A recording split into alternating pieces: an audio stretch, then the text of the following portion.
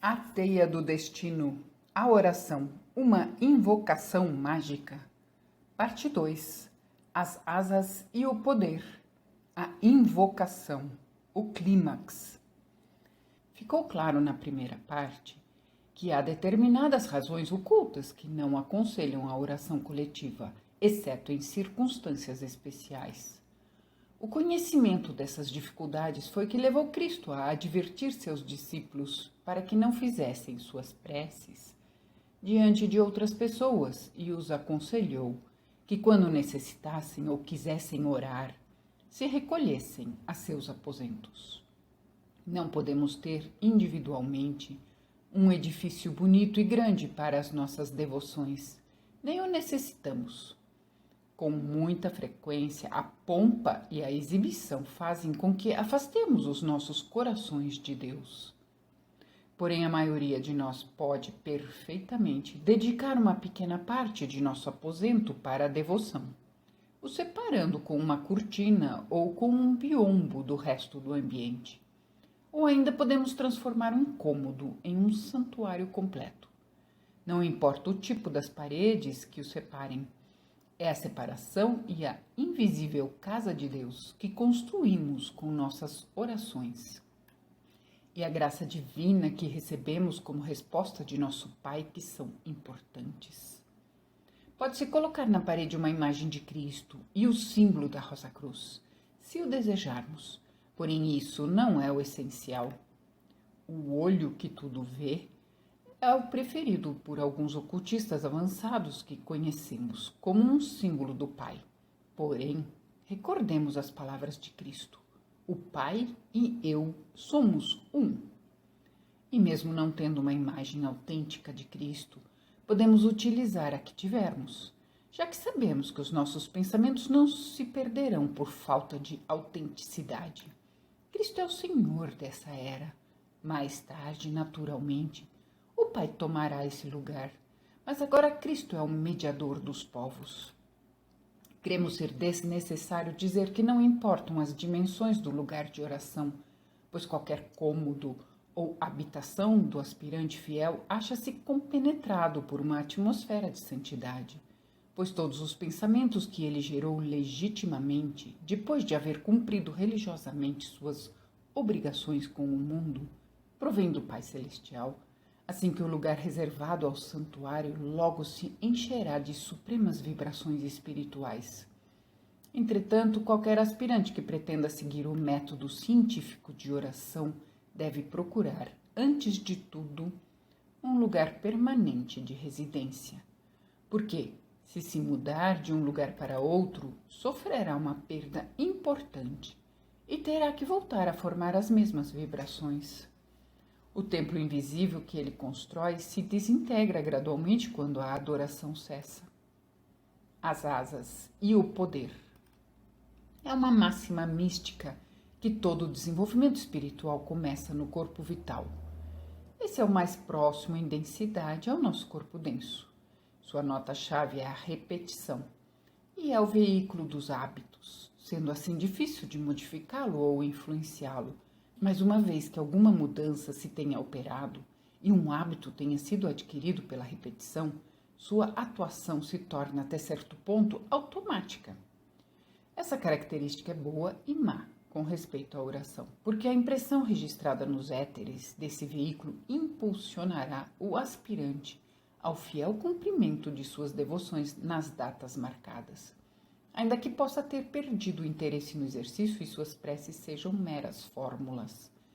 Se não fosse por esse hábito formando tendências no corpo vital, os aspirantes não se fariam conscientes do perigo no momento exato em que o verdadeiro amor começasse a diminuir, e não seria fácil recuperar a perda e permanecer no caminho. Portanto, o aspirante deve se examinar cuidadosamente, de tempos em tempos, para ver se ainda possui as asas e o poder com os quais possa se elevar segura e rapidamente ao nosso Pai que está nos céus. As asas são duas, amor e aspiração são seus nomes, e a força irresistível que as move é um intenso anseio. Sem eles e uma compreensão inteligente para dirigir a invocação, a prece é uma tagarelice, enquanto que bem realizada é o mais poderoso método conhecido para o crescimento da alma. A posição do corpo. A posição do corpo importa pouco para a oração individual. A melhor é aquela que nos proporciona a concentração mais completa. Mas na oração coletiva, os ocultistas experientes têm o costume de permanecerem com a cabeça inclinada e as mãos enlaçadas de maneira apropriada. Isso forma um círculo magnético que une todos espiritualmente, desde o princípio dos exercícios. Em comunidades não tão avançadas, se observa que o canto de hinos feitos de pé, de maneira acima mencionada, produz um grande benefício, desde que todos participem. A invocação. Oração é uma palavra da qual se tem abusado tanto que já não expressa realmente o exercício espiritual a que nos referimos. Como já dissemos, sempre que formos ao nosso santuário, devemos ir como o amante que vai ao encontro de sua amada. Nosso espírito deve voar à frente do nosso lento corpo, em ansiosa antecipação das delícias que nos estão reservadas. E devemos esquecer tudo mais para só dar lugar aos pensamentos de adoração que nos ocorrem no caminho. Isso é literalmente verdadeiro. O sentimento necessário para alcançar bons resultados é unicamente comparável àquele que impele o amante para sua amada. Como a corça bramindo por águas correntes, assim minha alma está bramindo por ti, ó meu Deus. É uma experiência real daquele que verdadeiramente é amante de Deus. Se não tivermos esse espírito, podemos cultivá-lo por meio da oração. E uma das mais autênticas orações que deveríamos pronunciar constantemente é a seguinte: aumenta meu amor por ti, ó Deus, para que eu possa servir-te melhor a cada dia que passa. Faze que as palavras de minha boca e as meditações do meu coração sejam agradáveis à tua presença, ó Senhor, minha força e meu Redentor. As invocações usadas para pedir coisas temporais são magia negra, pois temos a promessa de buscar em primeiro lugar o reino de Deus e sua justiça, e todas essas coisas vos serão acrescentadas. Cristo nos indicou o limite a que poderíamos aspirar no Pai Nosso, quando ensinou seus discípulos a dizer: o pão nosso de cada dia nos dai hoje. Tanto no que diz respeito a nós mesmos como aos demais, devemos nos resguardar de ultrapassar esse limite na invocação científica.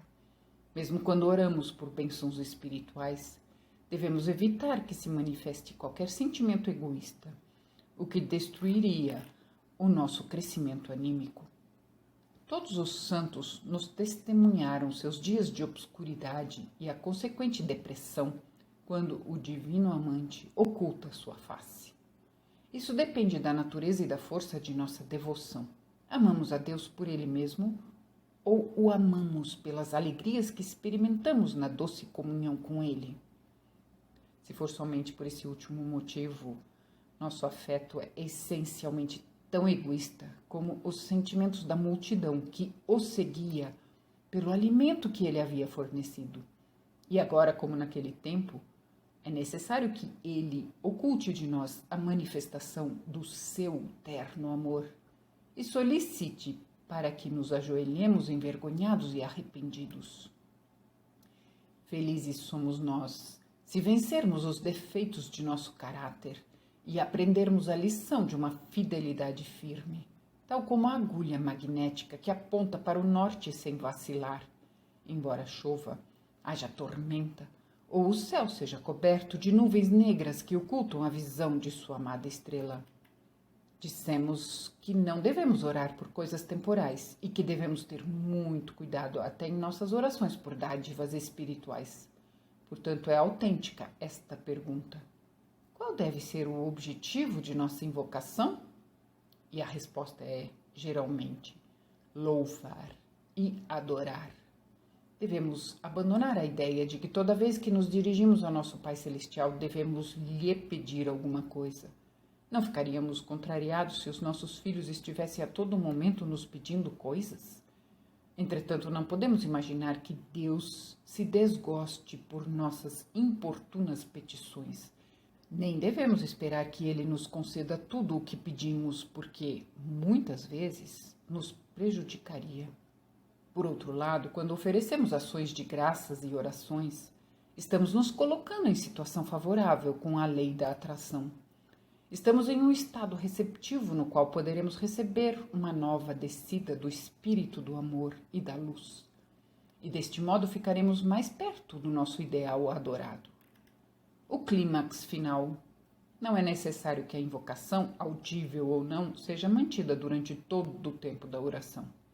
Quando nas asas do amor e da aspiração, impelidos pela intensidade do nosso zelo, aproximamo-nos do trono de nosso Pai, chegará o momento da doce, mas silenciosa comunhão, mais deliciosa do que qualquer outro estado ou condição. É algo análogo ao contentamento dos enamorados que ficam sentados horas e horas, um ao lado do outro, sem romper o silêncio, pois se acham em um estado de transcendente em muito o estágio onde precisam da fala para se entreterem. Assim também é no clímax final, quando a alma descansa em Deus, com todos os desejos satisfeitos pela sensação de comunhão expressa pelas palavras de Cristo. Meu Pai e eu somos um. Quando atingimos esse clímax, a alma terá provado a quinta essência da alegria, e não importa quão sórdido possa parecer o mundo ou quão triste seja o destino que tenhamos de enfrentar, o amor de Deus, que sobrepassa toda a compreensão, é uma panaceia para tudo.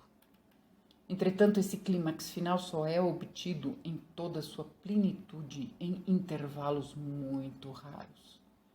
Pressupõe não somente a intensidade de propósito para se elevar ao divino, como também um fundo de reserva para permanecer fixo naquele ponto, o que a maioria de nós nem sempre consegue. É muito conhecido o ditado de que nada de valor se alcança sem esforço. Tudo o que o ser humano fez, o ser humano poderá fazer.